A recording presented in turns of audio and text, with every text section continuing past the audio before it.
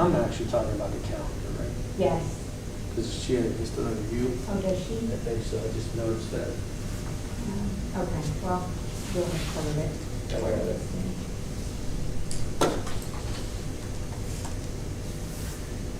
So on the, so you have the present, my present.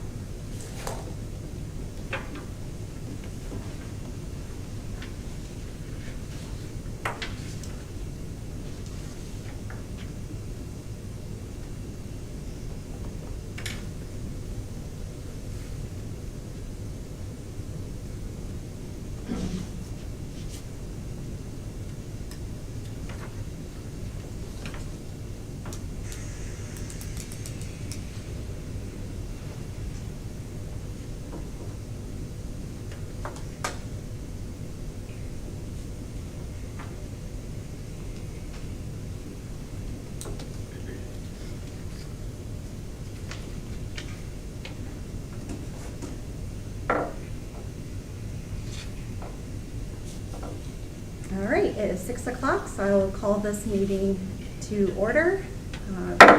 On August 3rd, this is a regular school board meeting. Thank you all for joining us, and if you could please join us for the Pledge of Allegiance. Pledge allegiance To the flag of the United States of America and to the republic for which it stands, one nation, under God, indivisible, with liberty and justice for all. Thank you. All right, when you're ready, we're ready for roll call.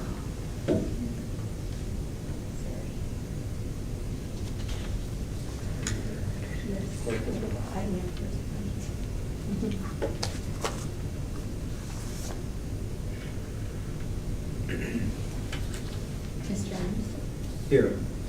Ms. McKay? Here. Mrs. Schneider? Here. Mr. McKinnis? Here. Mr. McCreary? Here. All right, so with that, we'll start with the superintendent's report. Dr. Irucci? Thank you. I'm going to switch up the items on the agenda here and start out with some really good news about the literacy grant. And so I'm very happy and pleased to announce that we were notified on July 28th, last week, that Marion City Schools has been awarded a sub-grant for the Comprehensive State Literacy Development Grant. The total amount of that grant is $918,750. That grant will run from July 1st, 2020 through June 30th, 2024. So over the next 4 years, we have about $1 million to spend on our literacy program, and spent about 6-7 months really writing the grant. There's only one grant for every region. And so we were awarded 2 of the 3 grants that we applied for in Region 7. So, big shout out to all those folks who are involved in gathering all the data and writing the grant. The 2 grants that we did receive, one will support our birth through 5 literacy development. So we'll be able to do things like bring on a community literacy coordinator to help with Head Start and all of the programs, the private preschools that are out there, to really try to coordinate that effort and make sure that everybody has the proper training and resources so that our kids can come to kindergarten more prepared throughout the community. So that's $393,000 that will be used in the birth through 5 area. And then we also were awarded $525,000 for Grant Middle School. And so again, we're looking at some resources for our middle school kids in language arts and really across the curriculums. We've been doing a lot with disciplinary literacy at Grant, and so this is going to help support that. Plus, we'll also be able to bring on a literacy coach at Grant because of these funds. So really good news for Marion City. We have some press releases that'll go out here pretty soon. Need more information on that to follow. Give me a second here.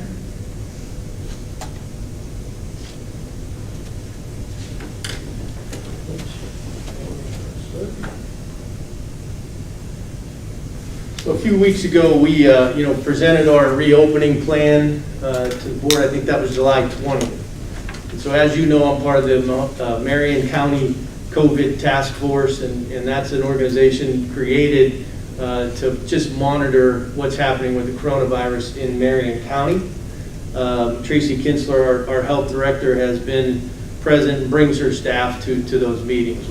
Way back when, about 3 days before our actual July 20th meeting, it was on the 17th, was our first task force meeting, and we were informed at that point that there was a rise in the number of cases in Marion County, and that we probably should consider and make sure that we have included in our face-to-face plan a hybrid model. And so we began working on that actually the next day after our board meeting on the 20th. And so today I want to present to you what our hybrid model will look like. We just met again on Friday with the health department and the task force. We were hoping, our fingers were crossed, we were hoping we'd see kind of a downward trend in the number of cases. That's not the case. We're actually still on the rise. And so it's what we'd be recommending this evening is that we start school in the hybrid model. And so I'll go through that today with you. I think it's important for us to just kind of remember some of our guiding principles and how we make these decisions. You know, the healthy educational options, myself, the staff, Marion City Schools, we're going to do everything we possibly can to get our kids in school as much as possible. We believe that our students need to be in school. We believe that, you know, it's a safe place for them where they can come, receive their education, but also receive that social emotional support. You know, a lot of our kids rely on our school system for foods and nutrition as well. And so, you know, when we kind of, we get some questions about, you know, how are we going to start? When are we going to make this decision?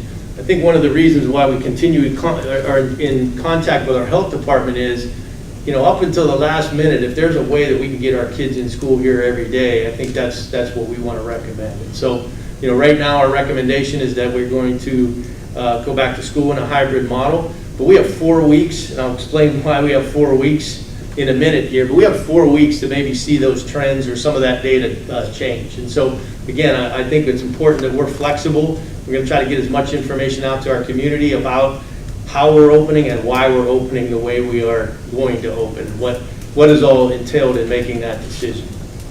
And so, again, those healthy educational options, number one on the list is to provide face-to-face instruction for all students as much as possible. And then these haven't changed. We are providing an online option. We did extend that date for online. We felt like we have over 800 students right now, probably going to reach 900 because we extended the deadline, that have chosen the online option. But you know, we have to get the message to our community too that we have to be prepared to go fully remote based on what's happening around us as well. You know, it's also important to know that we make these decisions, especially myself and the other superintendents across the county are in constant contact with the Marion Public Health Department and whatever other resources we need to help us make these decisions.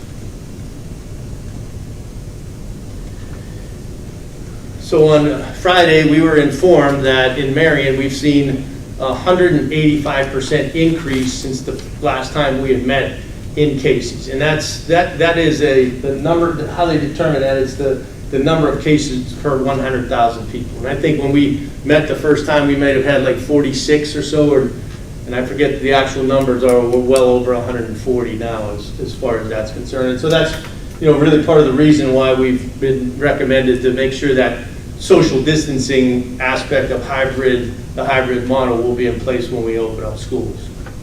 The other piece of information that we received, which was different from a couple weeks ago, was that there was a lot of research out there that suggested that younger children, especially those under the age of 10, were less likely to transmit the disease and less likely to have any effects from that.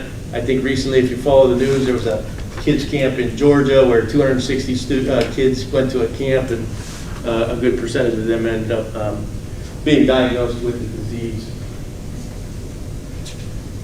So it's a good bit of information. As I said, we have 4 weeks before our recommended start date, and we'll talk about that start date here in a second.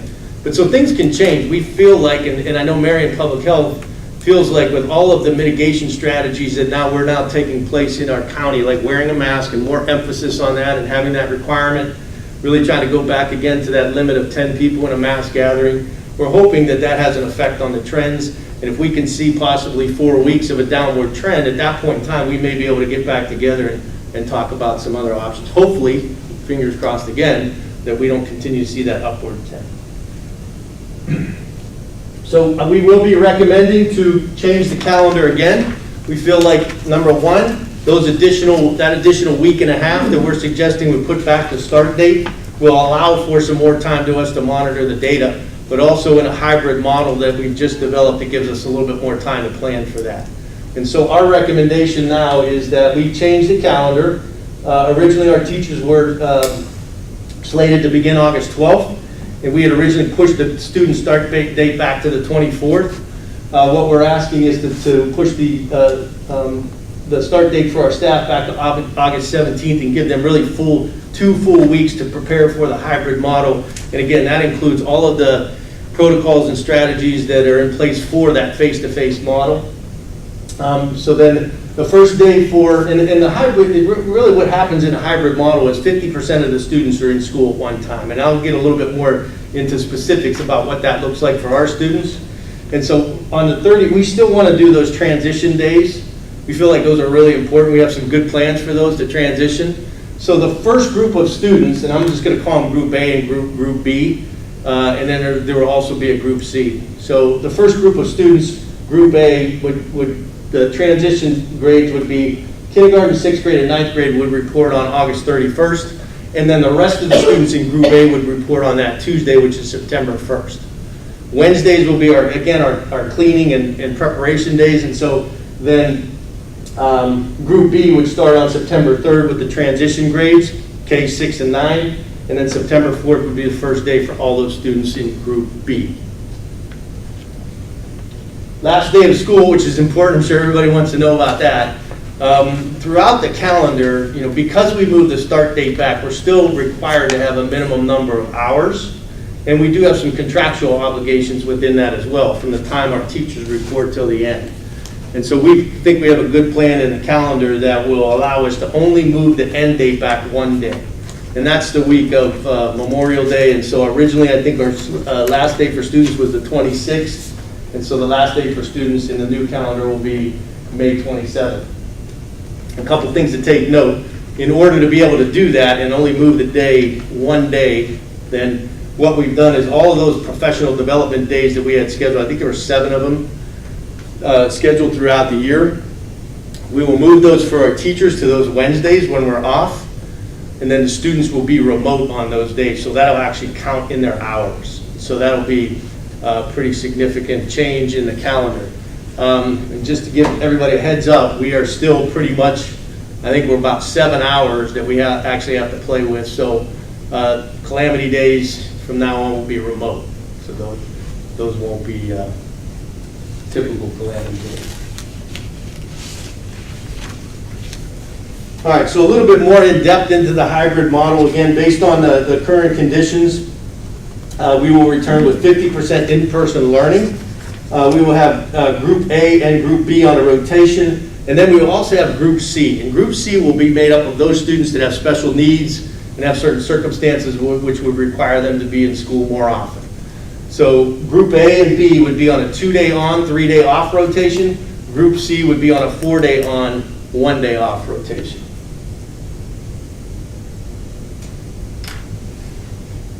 And again, this is all students pre-K-12 will be on a hybrid model.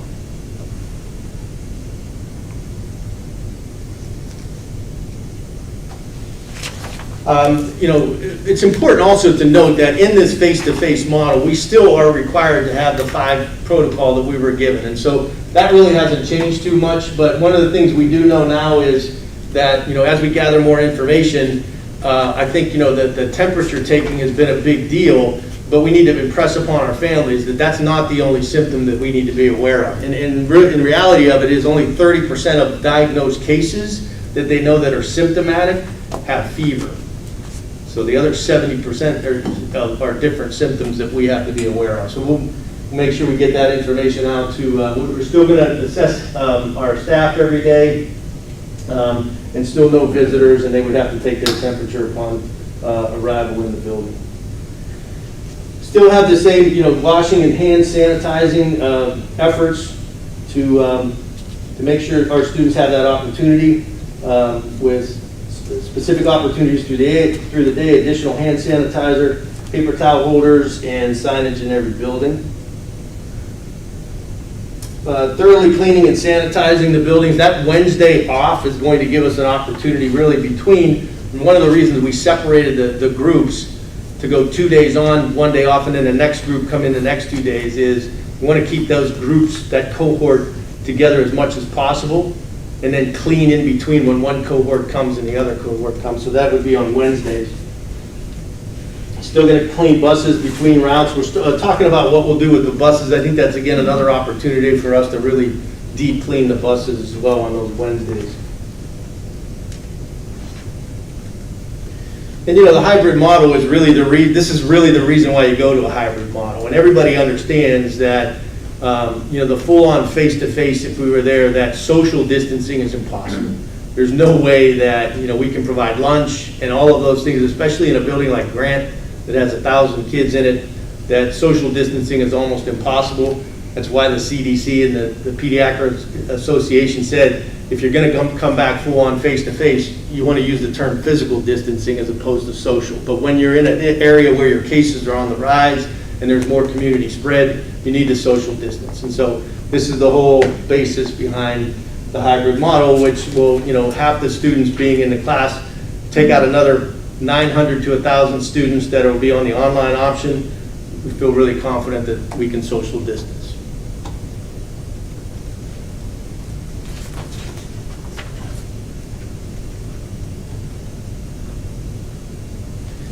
This question has come up, and the board did, as part of the reopening plan on July 20th, approve that all students and staff are required at all times to wear a mask. The hybrid model will allow us some more opportunities for what we call mask breaks. So when we're in the classroom and those kinds of things, we'll be able to do that more effectively. And again, the hybrid model, we were concerned a little bit about transportation and the number of students that we put on a bus. Obviously, we're still going to keep family members together on the bus, and we will be able to distance them more. Lunch shouldn't be a problem now. We're still not able to take any field trip, and we are still following, OHSAA and recommended guidelines when it comes to extra and co-curricular.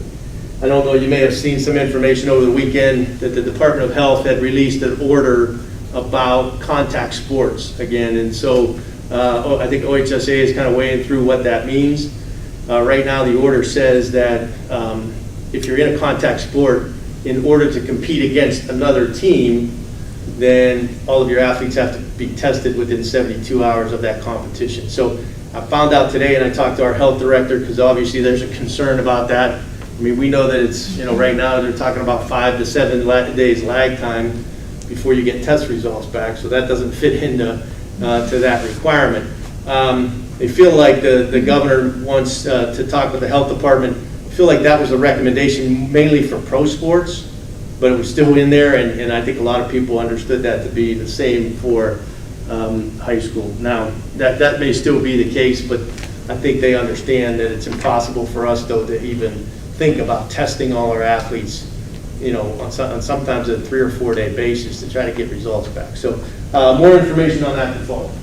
Ron, Yeah. what's your thought? I haven't heard really specifically about if football season happens, for instance, and we have our own game, what do we do about a crowd? I mean, I can't imagine us letting a crowd in. So the order right now, if it were to stay in effect, is no spectators. Okay. So that would be the order. But again, I know that for non-contact sports and for spectators, they have looked at, family members. So each participant might get 2 tickets or allowable, those kinds of things. So that might be the adjustment, but I would guess that, there's going to be that restriction for a crowd. So can I ask a question? So football, 3 days. Volleyball, you're going to have maybe three days a week. How does that go? Oh, and again, I mean. And then in the other part then, right. Who's paying it?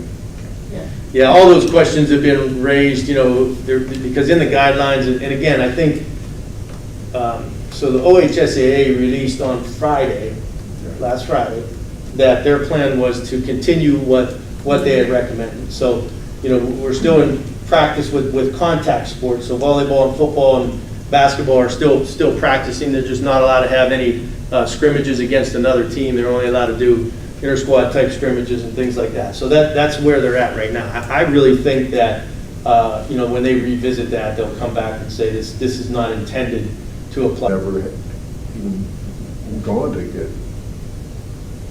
immediately then? Yeah, I English this morning, as a matter of, they don't be able to, they can't get enough reagents right now. They don't have even the capability of doing the test. But if they did, Then they would work through our athletic trainers, and we would figure out a way. And well, I would think that maybe the recommendations, if we do even actually have those, would be those daily assessments like we're currently doing. So, that every team is responsible for it, every extracurricular practice is responsible for going through those safety protocols, taking the daily assessments, temperatures, and those kinds of things. I would think that it would revert back to that if that were the case. Ron, if a student is like on 3 days or 2 days, Mhm. AB group, whichever Yep. group they're in, they still get the practice Yes. all days? All days, yes. Yes. Right now, because of the limited participation and the ability to be able to do that, I think the main thing with this is the mass gathering of those students at any one time. So right now, the recommendation is they're still allowed to participate in extra or co-curriculars like they normally would. And if they should cancel sports, and tonight we have supplementals on our, have we reached some change that we would pay those supplementals, or is there some arrangement? Yeah, we're in those conversations now with the association because they're part of the collective bargaining agreement, so Right. those would have to be, I think we're kind of just waiting to see Okay. where the trend was going to be, but we'll have that discussion as well. Okay. Along the lines with the OHSAA guidelines, I know for band instruments, a lot of our band instruments have bells, so they spew out Mhm. all the stuff we don't want them to do.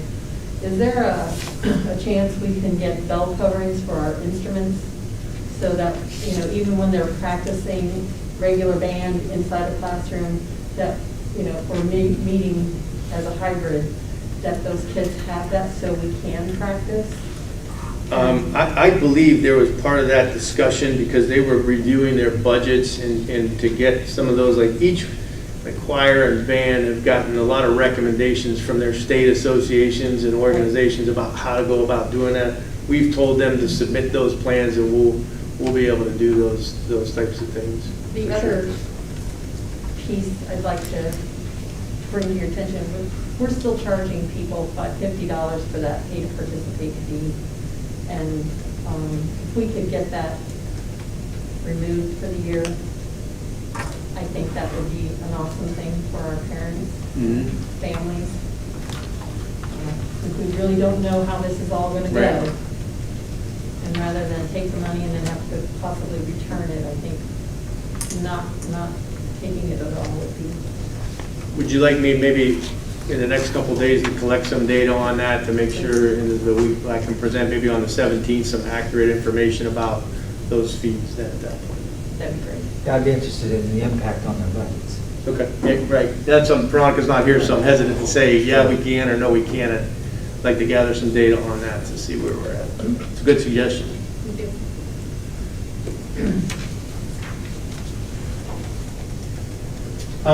So, in a hybrid model is a little bit different. Obviously, we're somewhere in between face-to-face, and we've had a lot of things that we were planning for this year, and some, different programming and some different style of pedagogy and teaching that we've kind of had to put on hold. But we still, again, want to do the best we can to make sure that we achieve all of the goals that we have set in our pillars, and all of the things that we're doing with literacy, we still are moving forward with. But definitely in the hybrid model, it's going to be a little bit different. Those 2 weeks that we are going to use in order to push back, we brought on some really good resources who've had great experience with blended learning that will be able to help coach our staff a little bit. We're actually looking at some different platforms that we may be able to use to help our staff, because if you think about even the full-on face-to-face, at some point, we know there's going to be times when students are going to be quarantined or staff members might have to do that, and we have to kind of try to keep some consistency.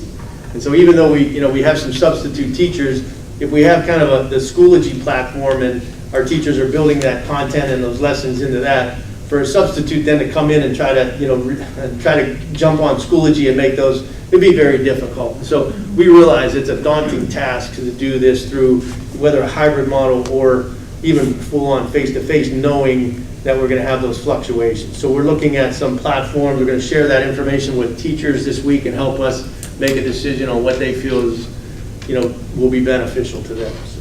I would think whatever you could pump out to them now, even though they're not really on, you know, and Yeah. coming back to 17th, that's. Well, and again, one of the things we have for the online platform, those are all in place. So all those self-directed, the Apex and Acellus that we're using for the elementary programs, we think we're fairly good with that, because a lot of those are, again, kind of self-directed. It's really what a lot of online schools that are total online use in those situations.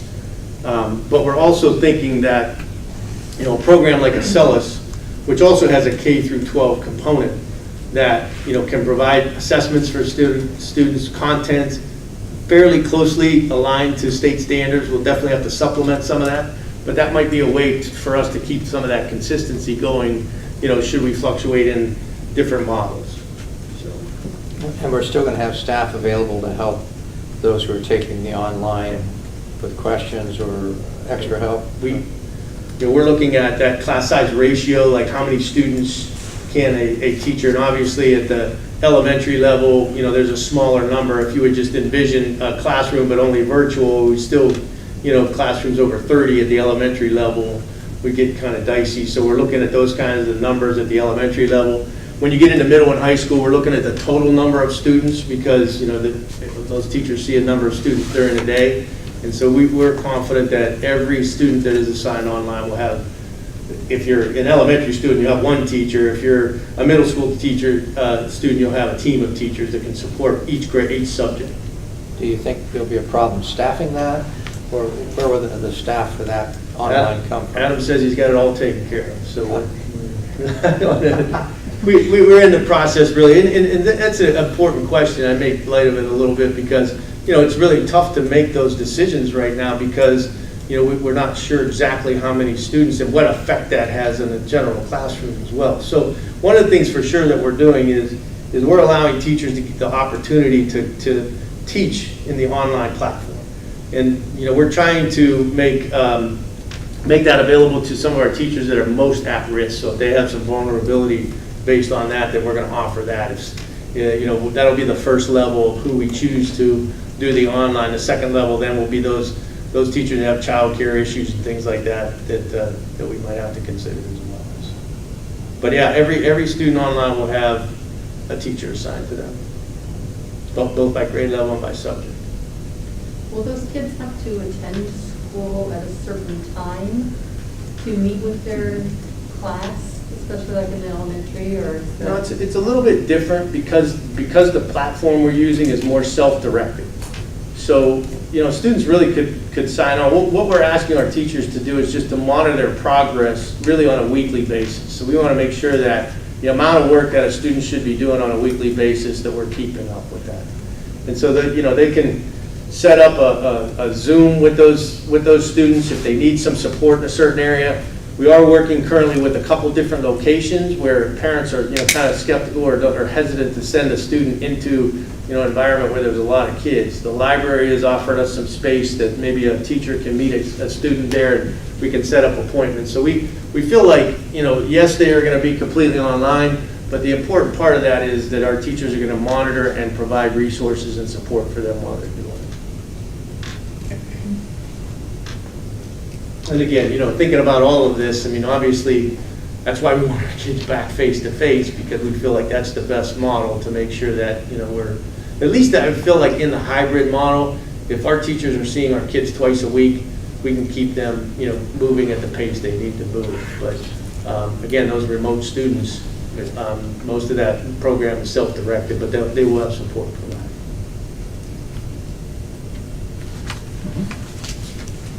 Again, just a little bit more, we've already talked about the online learning option. Jen will go over some of those numbers. We're probably going to hit 900 by tomorrow, and the deadline has been extended to August 5th, so I would imagine we'll probably be over 1,000. And that's about what's happening across the state. That's not anything outside of our numbers. New information on preschool. I don't know if the governor just last week came in and actually relaxed the order on the 9-to-1 ratio for preschool, which helps us a lot. We were very concerned about that, especially with the number of private preschools that are no longer in Marion. So we feel like we're going to probably be able to meet all the needs of our preschool students now. really still asking families and encouraging families that our students are coming back in some sort of face-to-face model, that we have to be really diligent in making sure that they understand what those protocols and rules are, and that they have to encourage their children when they come to school that they must follow those protocols. And even in a face-to-face hybrid model, we do have the online option that we can assign students to if we're having an issue with that. And the last one is the county schools and the health department. The last meeting we had, we really talked about kind of a campaign or effort to really get the message out to our communities that we want our kids back in school. And so we're looking at a campaign to kind of reverse the trend, stop the spread type of thing, and make sure we get as much information out about how we can as a community do that. Just got informed today that we might have a couple billboards available to us that we can use at no cost. And so we're working with our PR communications firm to come up with some recommendations about what that campaign is going to look like. But I'll keep you updated on that. But the main message is that we want our kids back in school. In order to do that, we need to reverse the trend and stop the spread. I think that's it for me. Any questions on that hybrid model? Question and comment. First, I think it's important that we get this report to the parents ASAP. What is your plan for that? First thing in the morning, we'll start. I have one call that's going to go out to families tomorrow. We'll have links to the website, and we still have the info at MCS President's email to field questions. We've been keeping up with that on a regular basis. Especially the start date, we needed to get that information out tomorrow. Allerton has prepared all of that. I felt like we should share that with the board in this venue first, and then really move forward if there are any questions or any changes that we need to make. Just a couple of comments then. I really appreciate the fact that we're pushing back the start date to give the teachers 2 full weeks, right, because it sounds like a lot of time. It isn't. Right. They're going to be operating in a totally different world, and they need that time to get acclimated, get confident in what they do. So I appreciate that. I love this reverse the trend, stop the spread campaign, and I think you might find a lot of support in the community to help get that message out. I know that in some other organizations I've worked with in terms of public relations, there's a startling number of automated messaging boards around this community, right, and many of them, if not most of them, would probably be willing to put this message up so that you're just going to be bombarded wherever you go. And Matt Carberry is part of that task force effort, So and he he's would have already a hand out on there, that. contacting some of those organizations to see if they'd help us spread the word. Great. All right. Anything else? Okay. Thank you. You're welcome. Next, we'll move on to the Assistant Superintendent's report. Mrs. Lawson? Thank you. So I wanted to expand on what Dr. Iverson talked about in terms of the enrollment update. So one of the things that we talked about last time was just an update on our online registration. So as Dr. Iverson mentioned, we did extend the online registration date to August 5th in anticipation of the release of the information from tonight. So at this point, we are at 881 students who have registered for that program. And again, that is impacting all of our buildings, obviously, at all different grade levels. So we have kindergarten. As we had mentioned in the slideshow, we have our transition days impact pre-K-12, but our online programming does not. So our online programming right now is K-12. And so that is important to note when we're talking about the numbers. Those numbers would not include preschool. They do not include our preschool numbers. In terms of our other numbers, we are still really low with kindergarten and preschool in general. We're still continuing to do what we refer to as a rolling registration for those both those grade levels. So in kindergarten, we're at roughly 241 students, and at preschool right now, We're below 100. Again, prior to the announcement last week, we had to really be thoughtful in the students that we were able to accept because of the ECE grant that we received and the special education seats that we have to make sure that we have available for our students. And so we were able to now, we'll be able to expand those. But those also require very specific paperwork to be complete before we're allowed to officially accept those students as part of registration. So we are still marketing, advertising, and publicizing the availability of the preschool seats, but also kindergarten as well, because it is a rolling registration. So we're still hoping to get additional students for that. So I know it's common that, and we've talked about this before, it's common to have kindergarten students show up on first day that have not been registered prior to that, and are you kind of anticipating even bigger numbers in that? So I think it's going to be kind of tricky this year because for some students it will be their very first experience with school. If they haven't attended preschool, this will be their first opportunity. With so many unknowns, I'm not sure the accuracy of the numbers. So I don't know that we'll see, a large increase on those first couple of days, or if parents will choose to keep their students home this year. So it's really hard to gauge, particularly this year. So what we do know from speaking with the county superintendents is that their numbers are also very low. So again, it's just kind of a difficult year to kind of gauge that. But because we do know that we will have some students, we always anticipate that Sure. in our class sizes. That's always the case. I think that's all I have in terms of. Okay. Yes. Do you have a feel for where the online students are coming from? Are they elementary, middle, high, or are they, and secondarily, are they bunched from any particular school? So we have roughly 200 students from Grant, 175 from the high school, and the rest from our elementaries. They are,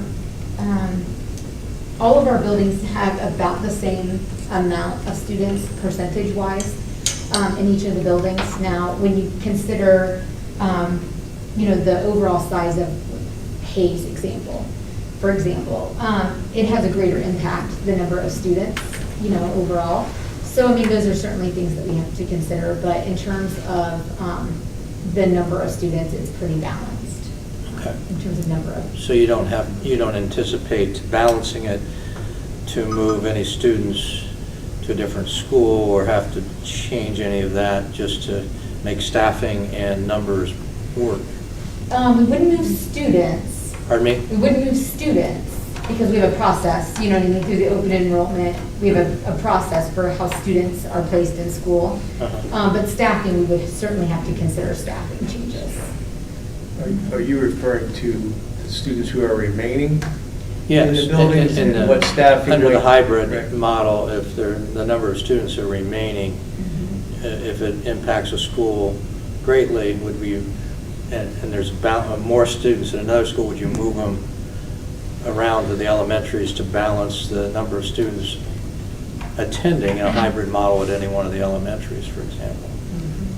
So I don't know that it would be possible to move students around, for example, the way our buildings are set up,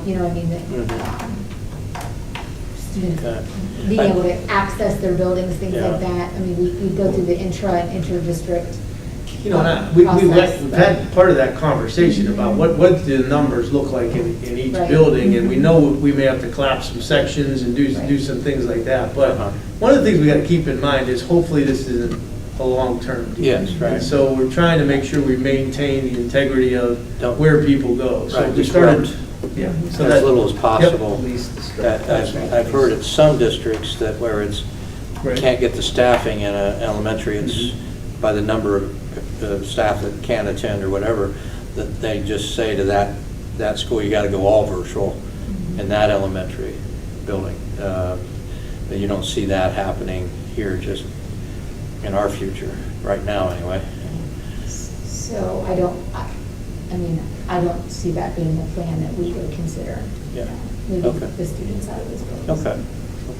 But again, staffing considerations, we would have to consider that. And, okay.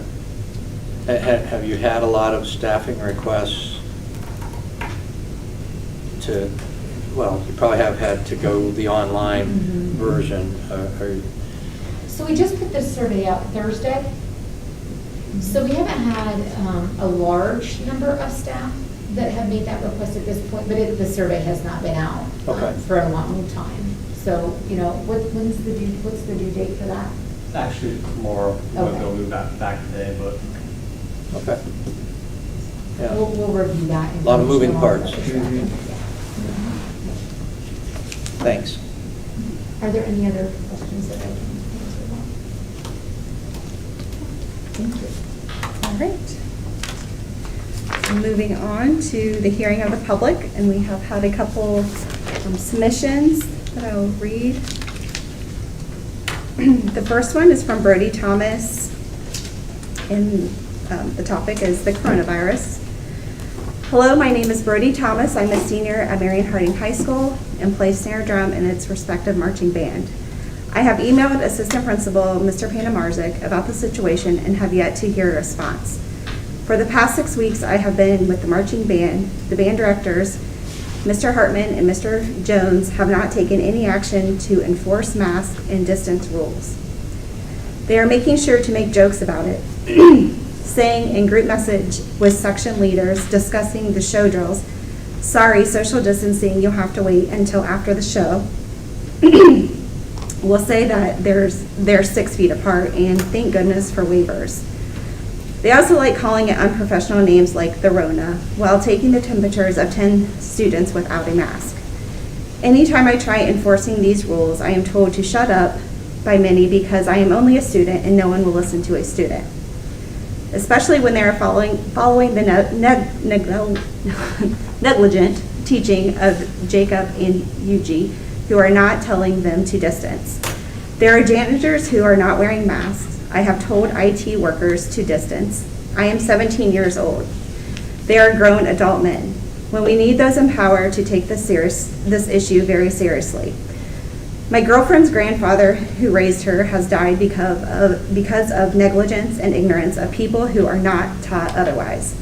The OMEA has suspended its competitive competitions. The OHSA has suspended contact sports scrimmage. As a marching band member who is a senior, who can no longer compete, who can no longer perform, who is risking my life that more than 100 students who have gotten back from out-of-state hot zones can see their friends at band practice, who is quarantined because I have tested for positive COVID-19. I'm sorry, let me rephrase that. I have tested for COVID-19 this morning, who has family that will die along with my girlfriend's mother who has cancer, who seems to care more than any adult, who is above all scared. Please suspend marching band and suspend in-school learning. Many students want to see their friends, and I understand that. It is not about what we want, it is what we need. It is likely we will not last 3 weeks before returning to remote learning due to the number of students who will be returning to see their friends. If we suspend school at 20 cases in Ohio, why reopen at 91,000? Thank you, Brody, for addressing your concerns. And while Dr. Irusi has addressed the hybrid model and the protocols that we are doing as a district and the guidelines and working closely with Marion Public Health, I understand being a student at this time, especially a senior, is very difficult. But I will go ahead and turn it over to Dr. Irusi to address. Yeah, again, I want to more reiterate, concerns. when our students have concerns and they voice their concerns, we listen. Yeah. So, we did some background into that because we had received that and went over all of the three-page document that our marching band has put into place, had conversations with all the adults that are involved in there, and to reassure everyone that all of the guidelines that have been put in place will be followed.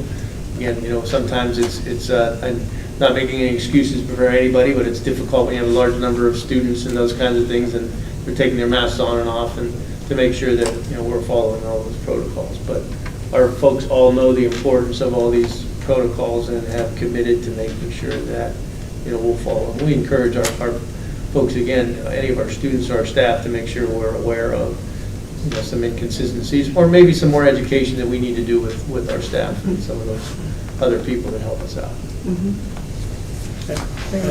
I do hope that we don't take that kind of comments lightly, because I do think that particularly in marching band and music programs where there's a lot of exchange of air among the participants, that if we're trying to stop the spread, as we've talked about, that those kind of groups particularly are prone to do that. And so I do have great concern about that. And I noticed today that Worthington schools canceled their fall sports programs and so forth. So if we are a county that's still rising, I think we have to take a careful look at those programs and just see what is possible, because I have great concern about that in light of all else we're doing, and we still allow those groups to go forward. And I can add too, I mean, we get, as you can imagine, we get suggestions and comments and letters that, want us to go back, and letters that don't want us to go back, and those kinds of things. And I have received a lot of positive information from some of our parents, actually, about some of our extracurricular and some of our athletic teams really going above and beyond. And some of them actually have a concern that, we're doing too much of that. And in my mind, we could never do too much. So we've had both compliments and suggestions for improvements as well across the board. Okay, thank you. All right. Next is Jessica Stage, and her statement is, since we are a red county, are we even going to reopen? And if so, how will this affect substitutes? So yes, we are reopening right now, currently with the hybrid model. Of course, we know that can change very quickly, but to the substitutes and how it will affect substitutes, if you would like to add. Well, two things, again, in relation to that. I think there's a perception out there that the color system kind of automatically puts you in a certain scenario. And so our health department has repeatedly, told us that you really have to look in the numbers, which cause your county to go from one color to the next. So in our case in Marion, if we were at an orange level and, it was a case where we had an outbreak at the prison or another congregate kind of facility, that might not necessarily mean a recommendation to change the way we go. So I want to make sure our community understands that, that color system doesn't necessarily, we may go back to orange, but still be in a case where we're seeing adolescent cases, which would cause us to continue this model. I think substitutes has been, we've talked about substitutes. We think that probably the hybrid model is going to help us out a little bit, because we won't, need quite as many substitutes. We really are not planning on doing a lot of professional development that we usually do, and that's where we use a lot of our substitutes as well. I think we were up at them pretty close to the same number of substitutes that we had with us last year. Yeah, about 4 or 5 short. Pretty So close. we're not that far off, and we feel like we'll probably have to make some adjustments with assigning some of those substitutes to particular buildings. But as of right now, I think we have the substitute situation. We could never have, I don't want to say that, because if you want to sub out there and you're in the community, please come and see us, because we can always use more subs, but we feel like we have a sufficient number. All right, thank you. All right, and the last one is from Todd Austin. The topic is health and well-being of students, staff, their families, and their families first. I am a concerned parent of a senior daughter. The school board needs to make a decision now. Holding parents and students in this state of limbo is totally unfair to all. Common sense would be to err on the side of caution, especially on health issues of this magnitude. Columbus City Schools, largest system in our state, has already decided to begin the year remotely, as should the entire state. I'm not interested in using our students, teachers, and again, their families and everyone they come in contact as test subjects. Are you? In my daughter's situation, she continues to go to volleyball practice as as if there will be a season. How will that even be possible if many of the school systems will be absent due to delaying on-campus classes? Also, the case for any activities which involve travel between school systems. I honestly believe the state should have stepped in by now and made a statewide delay. Since they haven't, our school districts and boarding counties schools need to. And assess on-campus learning by quarter/semester based on COVID-19 data at that time. Marion County is red status now. When the masses can't make decisions to protect themselves, then it's time for elected and paid persons in those positions that they sought to make tough decisions they get paid to make. Thank you, Mr. Austin, for your concerns, and just to reassure you that there are tough decisions being made daily, not just in Marion, but across the state and in every single school district. As stated by Dr. Irucci, we're currently offering 2 options, the online and the face-to-face, which the face-to-face is now hybrid. And just to assure you as a parent, you have the right to make that choice and choose the option that best fits your child. So, but feel free to contact your building principal or, Dr. Irucci for any concerns and further questions, or feel free to reach out to one of us as a board member, and we'd be happy to help you and help answer any questions. Do you have anything to add? I appreciate, all of those folks and the different, thoughts that they have. I'm not a scientist, and so, again, just to reiterate, we want our kids back in school, but we have to rely on the science to help us to make that decision, and those people are, have been really, really good with us. They communicate on a regular basis. Mm-hmm. We don't have to wait for answers or anything like that, so we appreciate them, and we continue to follow their guidance in relation to those, difficult decisions. Mm-hmm. Any further comments from the board? All right, so we will move on to the next section. Are there any additions or deletions to the agenda? If none, I can get a motion to approve the agenda as printed. Also move. Thank you. I'll second. Okay, roll call, please. Mr. Hines? Yes. Mrs. McKay? Yes. Mrs. Schneider? Yes. Mr. McCurry? Yes. And Mr. McKinnis? Yes. Okay, agenda approved. Move on to old business. Don't believe there is any, so we'll move on to new business agreements and contracts. Dr. Irucci recommends the approval of an agreement between Marion City Schools and Goodwill to provide job coaching services for the 2021 school year. So moved. Second? Thank you. Discussion? Okay, none, roll call, please. Mr. Hines? Yes. Mrs. McKay? Yes. And Mrs. Schneider? Yes. Mr. McCurry? Yes.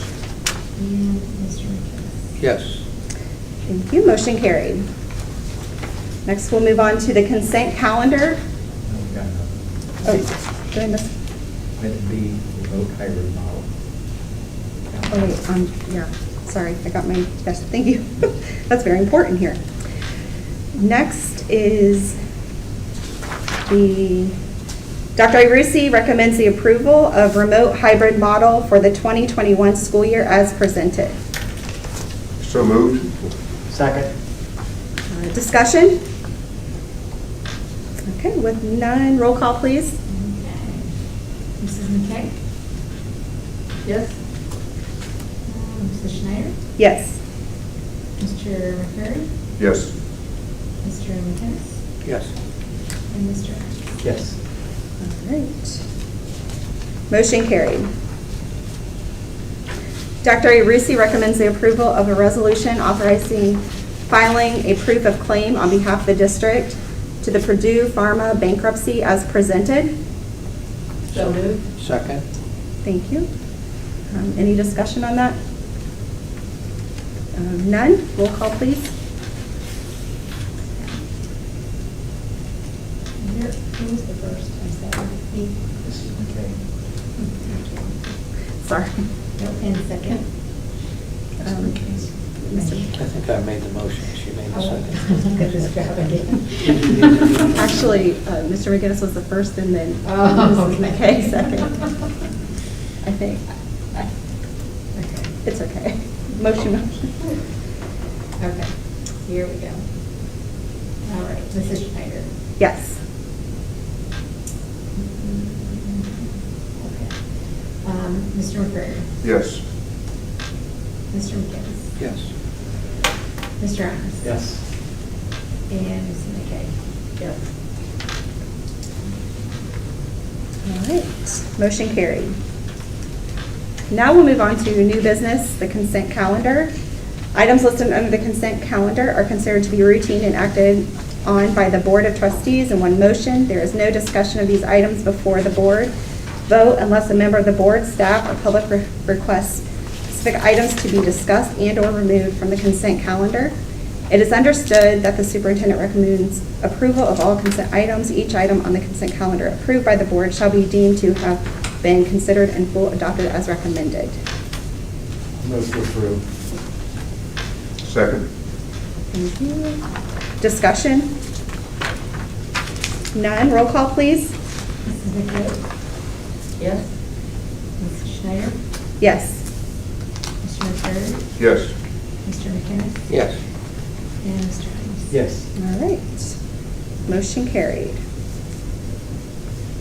Next, we'll move on to future board meetings. The next one for this month will be August 17th at 6 p.m. The location will be the District Service Center.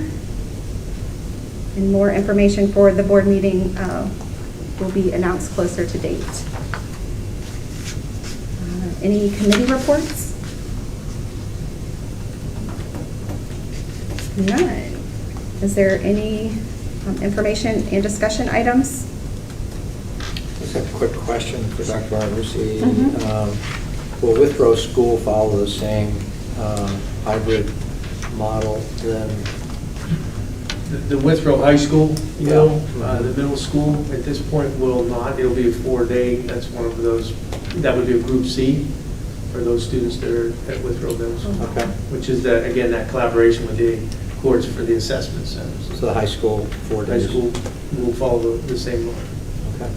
What's the attendance look like there? Is the sign up pretty normal or is it greater? Or, I'm sorry. the For Withrow High School? I don't know that it was any different than it has been in the past. How many I would have to incoming? get you the exact numbers. I don't have that. Okay. Typically, we would probably make some more recommendations for Withrow for those 8th grade students going into 9th, but based on the way we ended school, I think that's probably, we've actually been talking about, along the social emotional part of that, identifying some students maybe that we felt like were at risk and making sure our ESPs and counselors and all them made some contacts with those students even before the start of school to make sure they're okay. So there could be And the some. number is 55. Okay. Good. Thanks. All right. Do you believe there is a need for an executive session tonight? Do not foresee any action to take place afterwards. But if I can get a motion to go into executive session for reason of employment and property. So moved? Thank you. Second. Thank you. All right, we'll move into executive session at 6:59. Need roll call. Oh, roll call, please.